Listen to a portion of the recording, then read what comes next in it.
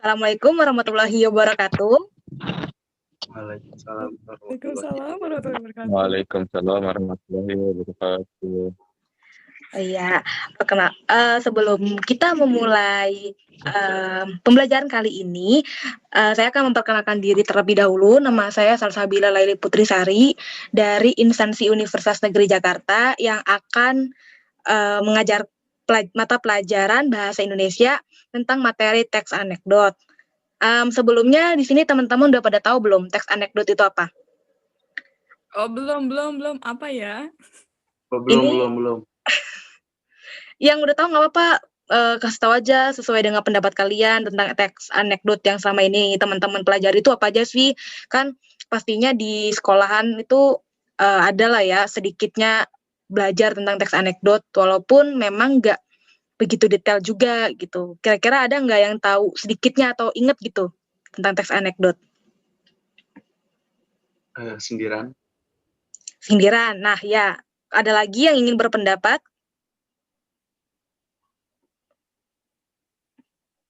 Atau Fadla ingin berpendapat? Oh, Lucu. siapa? Lucu, ya.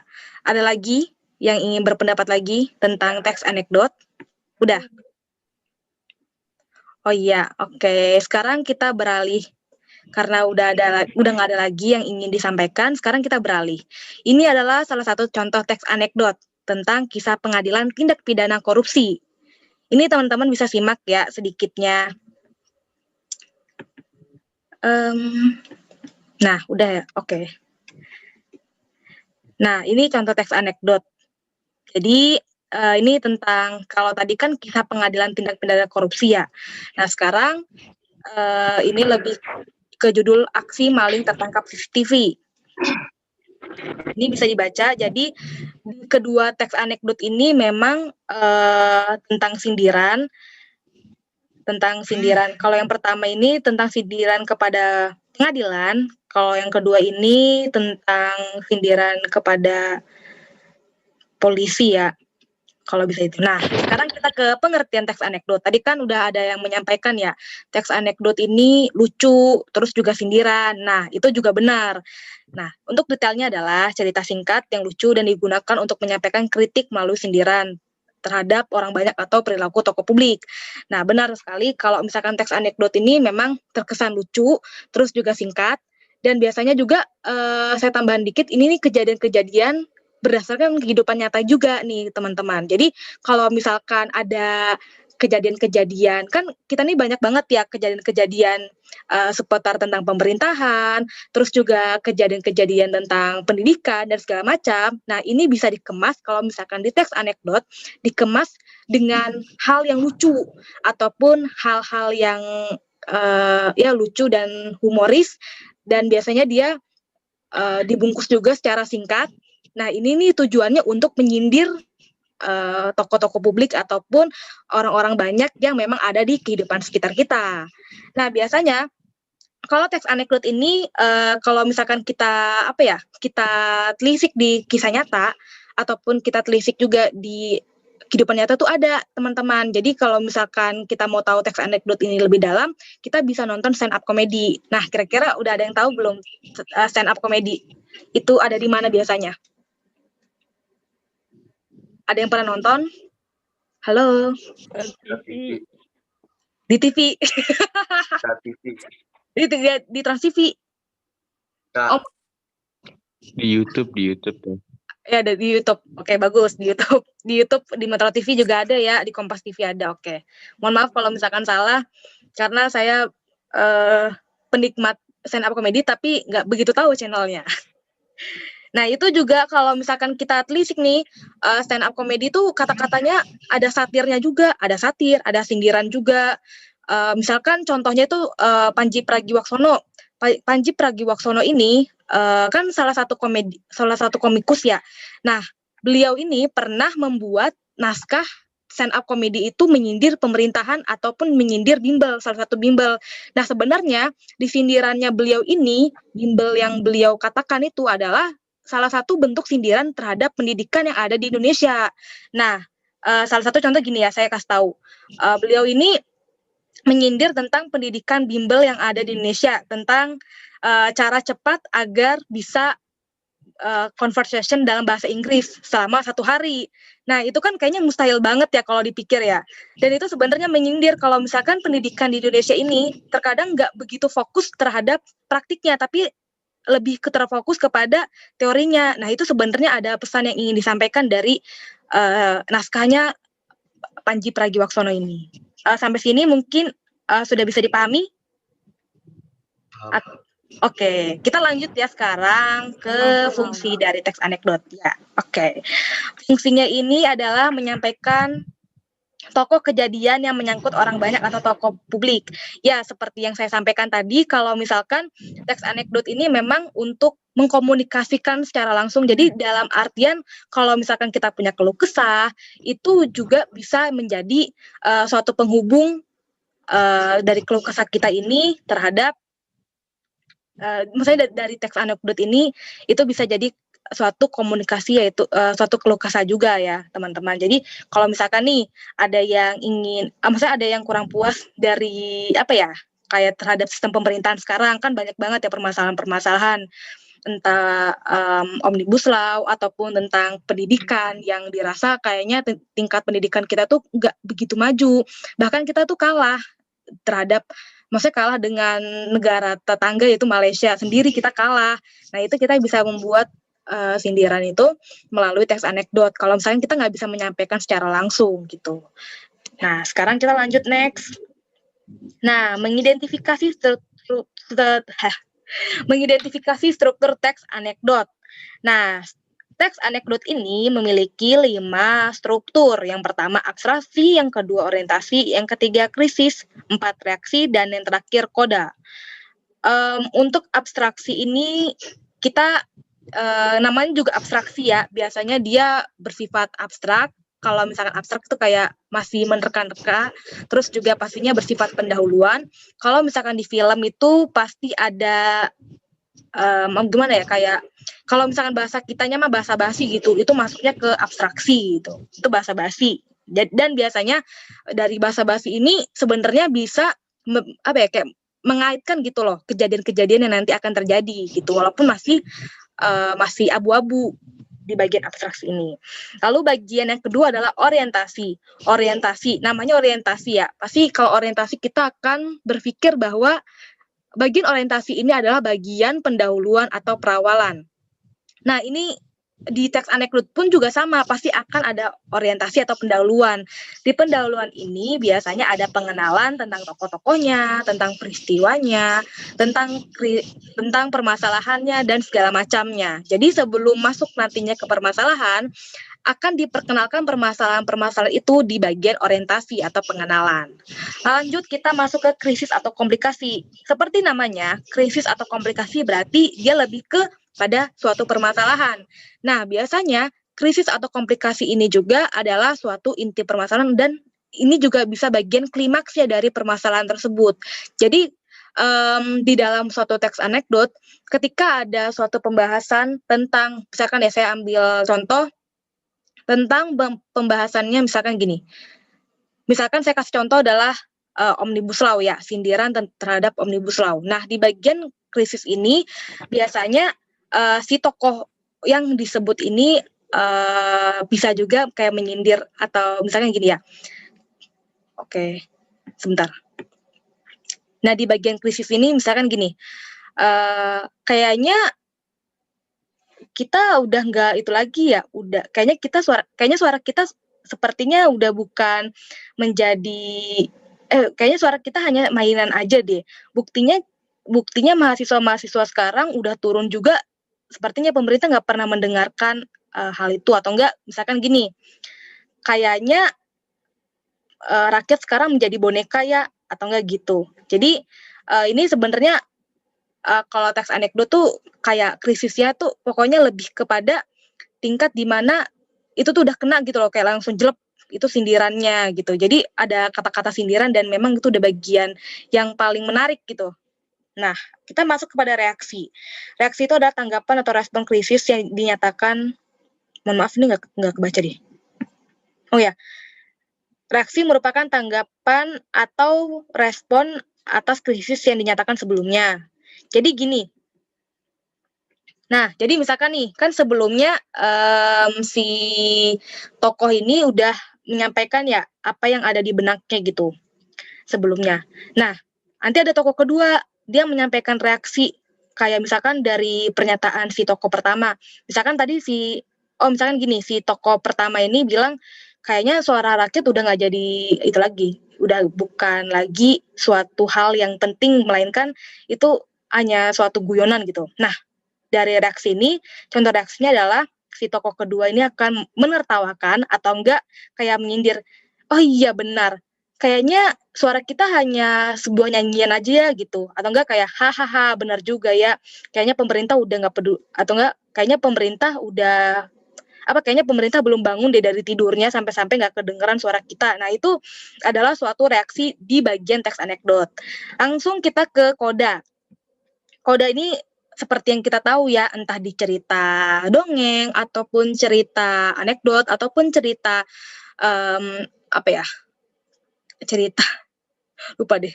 Pokoknya beberapa cerita kayak cerita yang mundur itu apa sih ya? Kayak cerita menceritakan masa lalu, saya lupa deh itunya. Itu juga pasti ada kodanya. Jadi koda ini pasti tentang kesimpulan atau penutup.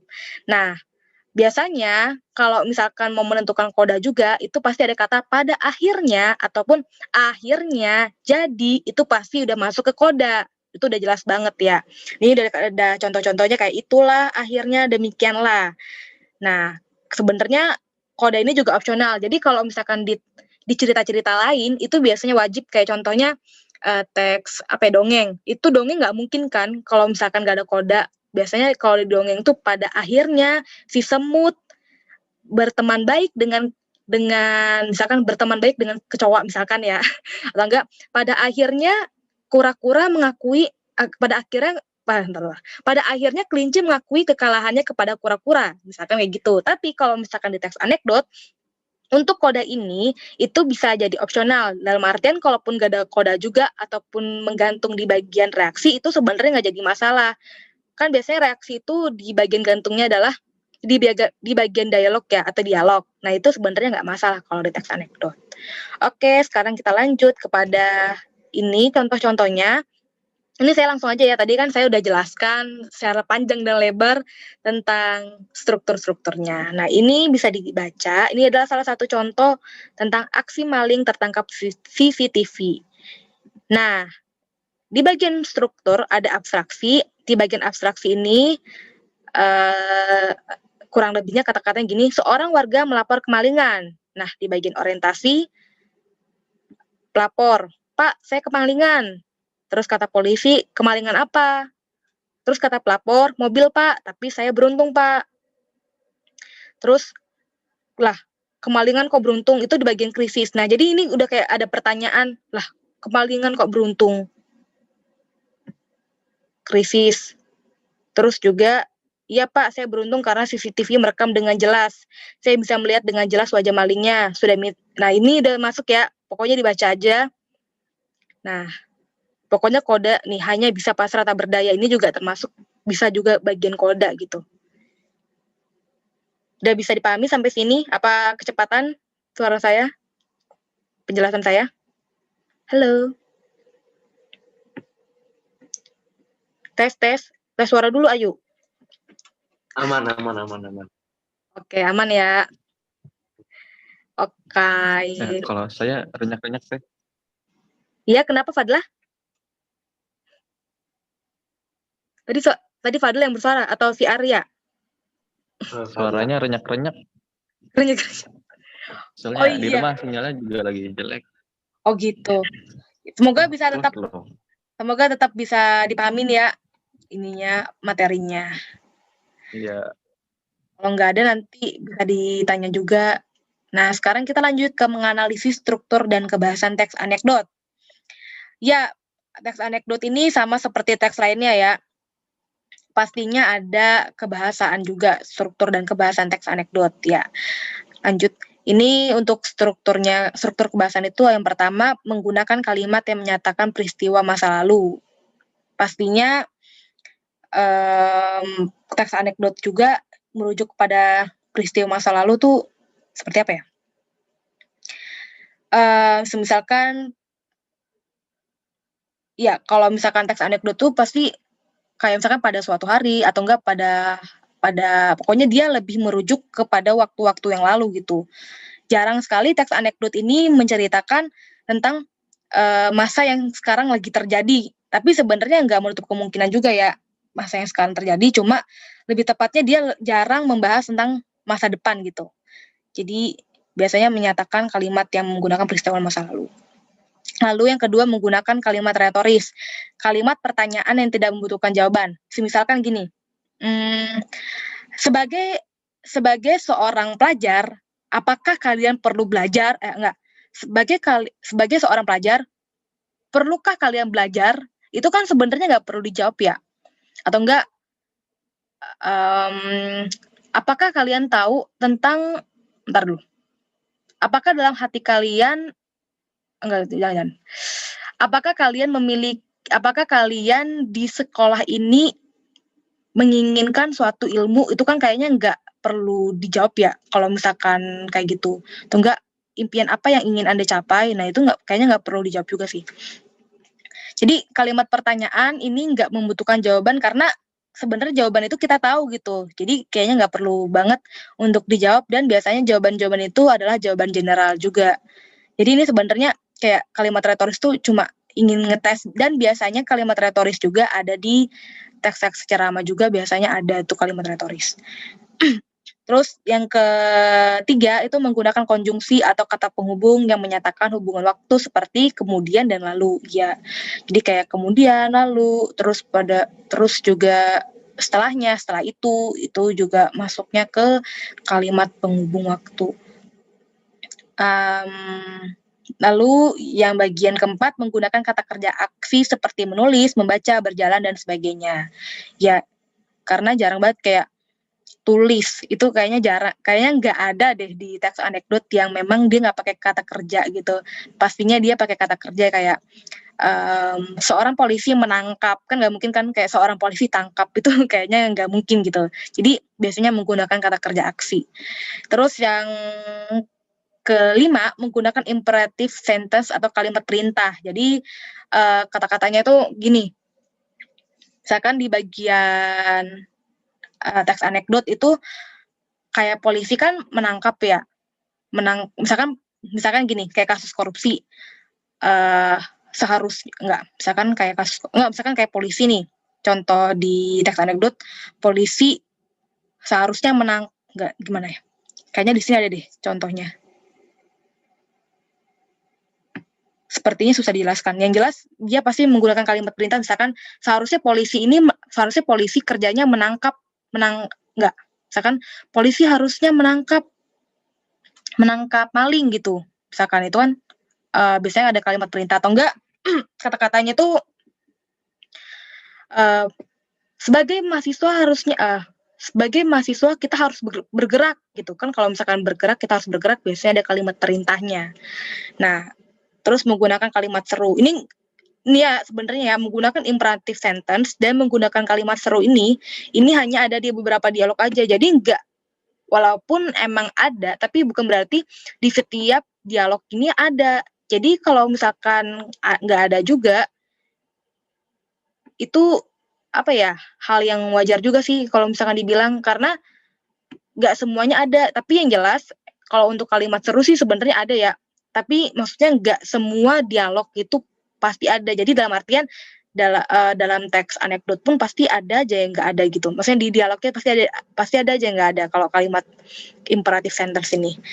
Nah, jadi tergantung dialognya itu apa. Kan nggak mungkin kan kayak misalkan tanda tanya tentang apakah polisi kita sudah melakukan tugas dengan benar, masa menggunakan kalimat seru, kayaknya nggak mungkin deh. Jadi ini tergantung dialognya ya, teman-teman. Jadi jangan salah fokus. Lanjut sekarang ke unsur kebahasaan. Kok banyak sih? Oke.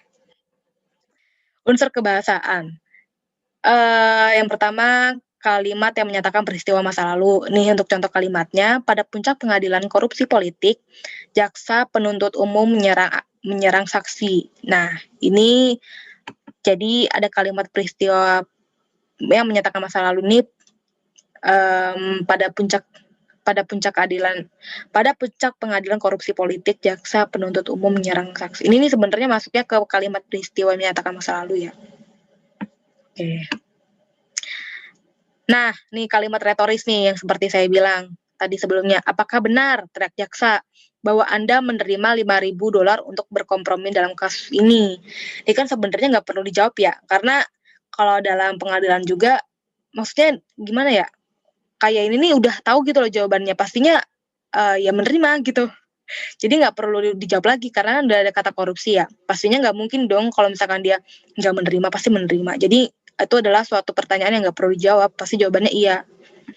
Terus yang ketiga, penggunaan konjungsi menyatakan hubungan waktu. Akhirnya, nah ini tadi saya dijelasin, akhirnya ini masuknya ke konjungsi hubungan waktu. Hakim berkata, Pak, tolong jawab pertanyaan jaksa. Nah, udah tuh. Terus keempat, penggunaan kata kerja aksi. Saksi menatap keluar jendela seolah-olah tidak mendengar pertanyaan. Kata menatap ini adalah suatu kata kerja aksi. Dan kata mendengar pun adalah kata kerja aksi. Jadi gak mungkin kalau misalkan kita ganti jadi saksi dengar keluar jendela seolah-olah tidak dengar pertanyaan. Kayaknya jadinya pasif ya. Justru kayak bukan kata kerja aksi, malah jadi kayak kata justru malah jadi kata benda, karena satu arah juga sih. Jadi nggak ada aksinya sama sekali juga. Mohon maaf. Jadi maksudnya tetap jadi kata kerja, cuma bukan kata kerja aksi, melainkan kata kerja pasif. Kalau misalkan saksi dengar dan itu berarti bukan kata kerja aksi. Lanjut, sekarang kita masuk ke penggunaan kalimat perintah. Nah, kan kata saya kan penggunaan kalimat perintah ini tergantung dialognya ya. Kalau misalkan dialognya seperti ini, Pak, tolong jawab pertanyaan jaksa. Ini biasanya kalimat perintah dan seharusnya ini menggunakan tanda seru. Tapi ini kenapa nggak pakai tanda seru? Ya sudah lah ya. Oke, sekarang kita masuk lagi penggunaan kalimat seru. Oh, maaf ini harusnya menggunakan kata seru juga, tanda seru ya di sininya. Jadi dia meminta maaf, tetapi bukan berarti teriak ya. Dalam artian dia ingin meminta maaf. Ya gimana ya jelasinnya ya? Yang jelas ini nih masuk ke kalimat seru kayak terima kasih, maaf, terus juga halo itu masuknya juga kalimat seru. Ada beberapa kalimat lah yang menggunakan kalimat seru gitu di kondisi-kondisi tertentu. Nah, sekarang mungkin itu saja dari saya. Ada yang ingin ditanyakan?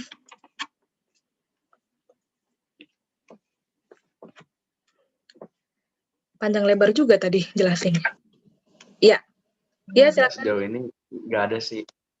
Nggak ada ya? Oke. Untuk AL, ada yang ingin ditanyakan? Jangan tidur lagi orangnya. Belum. Oke, belum. Kirain saya kira tidur ya. Kalau tidur kasihan saya udah berbuih. Oke, jangan ketawa. Ketawa tapi nggak ada mukanya, serem juga ya. Oke, kita lanjut ke Fadla. Apa ada yang ingin ditanyakan?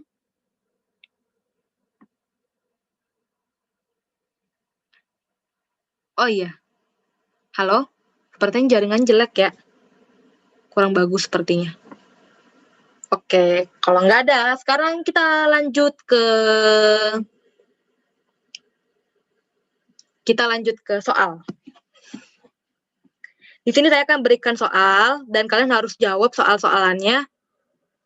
Gak susah kok, gampang banget malah. Saya kasih waktu kalian 2 menit untuk menjawab. Enggak 2 menit sih, kayaknya kelamaan banget ya.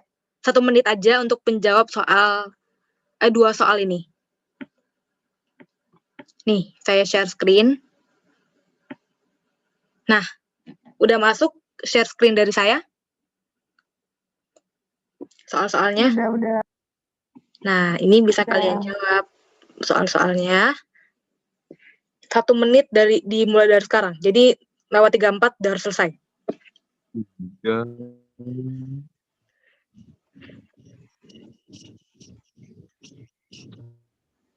Nomor 1 dulu deh. Kerjain dulu deh. Saya kasih kesempatan nomor 1 dulu ya. Nggak kelihatan nomor satunya tuh. Hah? Seriusan? Di Zoom. Nomor satunya yang atasnya apa tuh? Ini Di atas krisis ada apa teh? koda. Koda. Oh ya. Nomor 1 dulu dah. Wah, udah selesai. Oh yaudah, jawab sekarang. Ah. Udah lah 34 nih. Ah. Enggak. Bercanda. Yaudah, lanjut. Dibaca dulu. Kasian banget. Kalau sampai 1 menit doang. B. A deh. B. A. Apa, hayo? Sama B. B atau B. A? Saya B. Siapa yang B? Arya? Buat Atau saya Fadla? B. Oke. B. B. Ya, berarti Arya B ya. Ayo, ya. Apa nih? Jawabannya.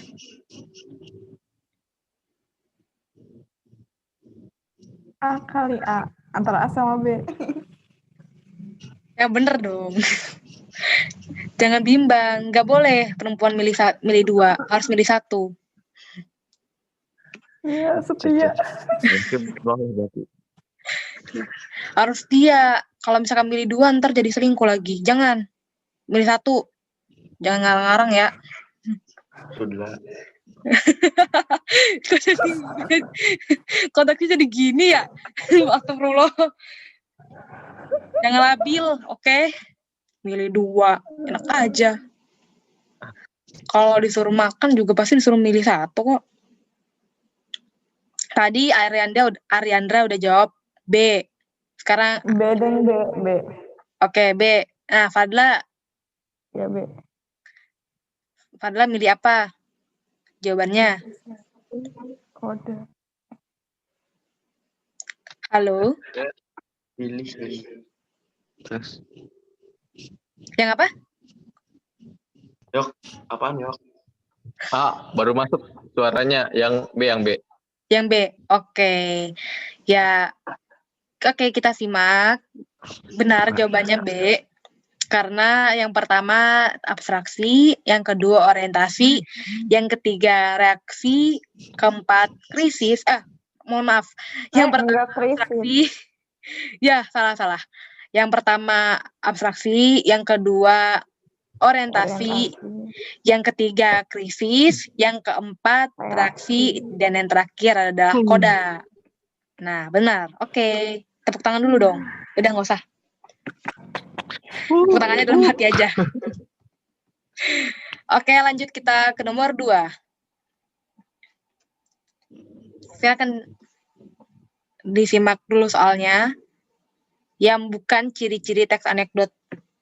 Ya, ini saya bold dulu. Dah. Kuy. Yang A bukan sih? Yang A. Jawab yok duluan. Itu cuma 3 unsur, Mas. Struktur, Mas. Ayo, apa yuk? Pengeliti tuh gimana? Kenapa? Gelitik saya Pak. Oh, oke. Ya. Arianda jawabnya A atau Fadla yang jawab A? Enggak, belum, saya belum. Iya. Lagi ditunggu. Gak bakal pergi kok TJ-nya. Sabar. Aduh.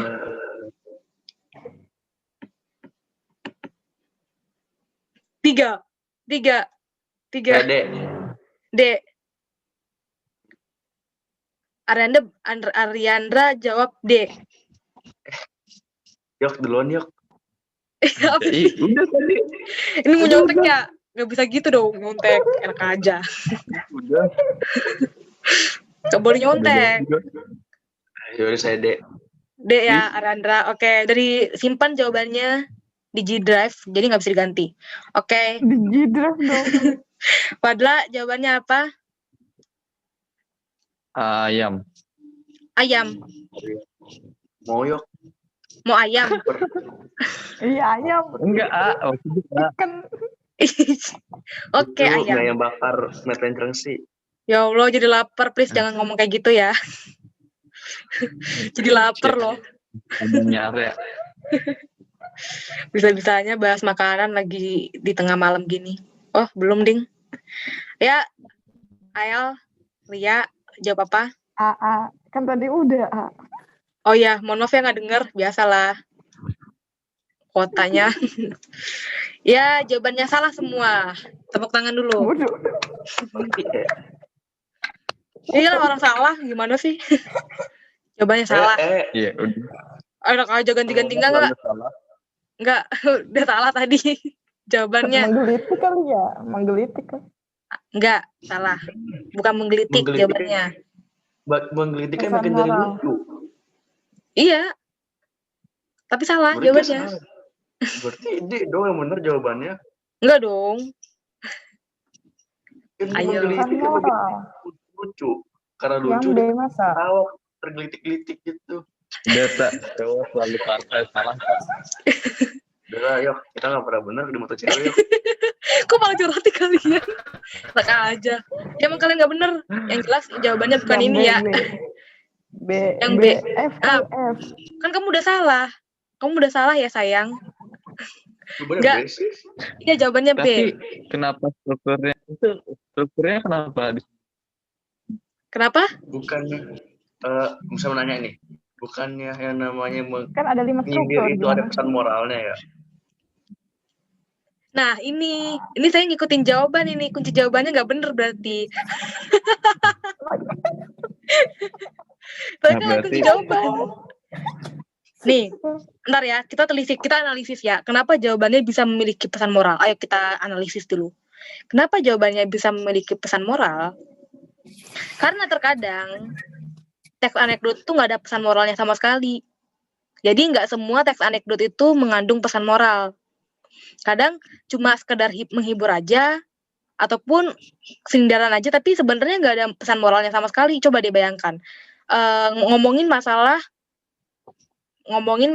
gimana ya? Misalkan ngomongin masalah kucing hilang. Maksudnya sindiran tentang kucing hilang gitu. Iya, pesan moralnya apa coba? Kan nggak ada kan? Nggak ada. Sebelum dihilangkan. Terus berduka, kuncinya hilang, pesan moral, Apa empati dan empatinya. bisa banget ngelesnya. Tapi yang jelas itu nggak ada pesan moral kayak misalkan gini ya. Kalau teks dongeng kan pasti ada jelas banget kan pesan moral tentang maling kundang. Pesan moralnya adalah jangan melawan orang tua. Itu jelas banget. Ya, masa kucing hubungannya kan nggak ada kan, nggak mungkin banget gitu. Kayak ada pesan moralnya. Jadi maksudnya gini, gak semua teks anekdot ada pesan moral. Ada, memang ada beberapa pesan moral ya. Misalkan gini, tentang pemerintah yang nggak boleh yang nggak boleh menegakkan hukum itu tumpul ke atas, runcingnya ke bawah, itu kan nggak boleh ya, itu pesan moralnya. Tapi nggak semua teks anekdot itu mengandung pesan moral. Kayak di stand up comedy. Di stand up comedy itu jarang banget ya di bagian naskah stand up comedy itu ada pesan moralnya. Maksudnya bukan jarang sih, kayak kadang-kadang tuh ada, tapi bukan berarti sering ada gitu. Jadi nggak wajib ada pesan moral di bagian teks anekdotnya. Paham nggak sampai sini?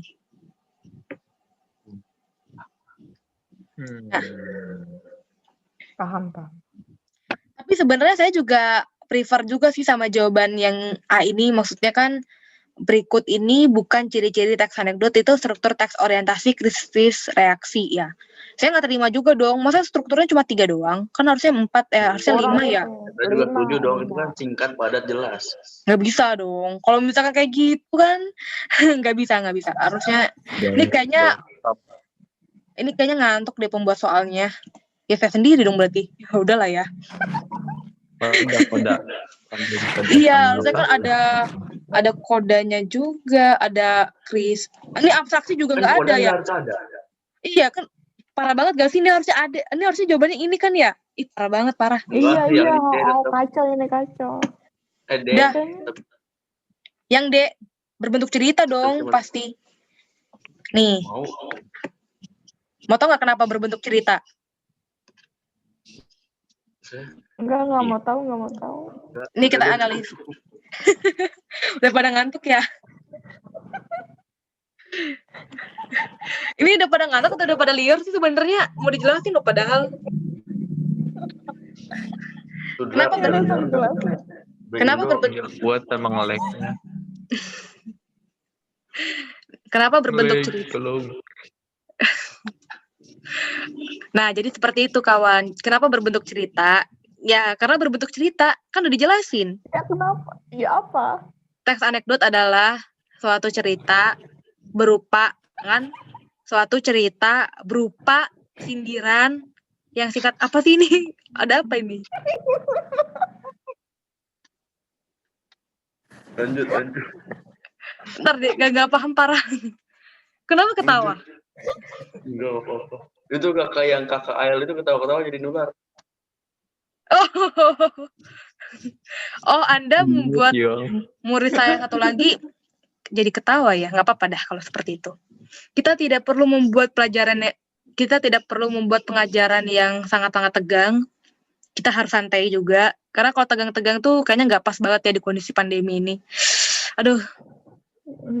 Closing statement. Iya, sedikit curhat karena ya seperti yang saya pelajari juga di BK, kan saya aslinya tuh BK ya, bukan bahasa Indonesia, tapi ya cocok-cocok aja gitu di bahasa Indonesia. Jadi ya di BK ini tidak diajarkan untuk stres. Seperti iya, walaupun udah stres juga ya tetap gak boleh stres. Ya closing statement. Kalau stres ya udah coping stres aja, kayak mengatasi stresnya dengan makan, main game atau belajar. Siapa tahu kan ya, mungkin ada orang di sini ada teman-teman yang unik itu mengatasi stresnya dengan belajar ataupun dengan membaca ataupun dengan mandi ataupun dengan nggak mandi, kan siapa tahu. Astagfirullahaladzim. Itu padahal kalau lagi nge-lag mukanya lucu, nggak bohong. Ya, atau gimana lagi ya? Yok kameranya sumpah serem yok. Oh, jadi ketawa gara-gara kendalanya ini ya, oke. Jangan di SS lah.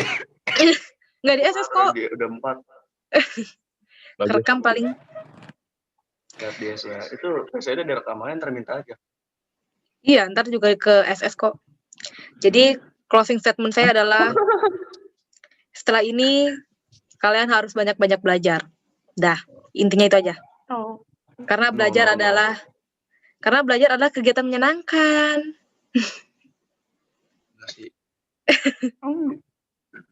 Menyenangkan. Jadi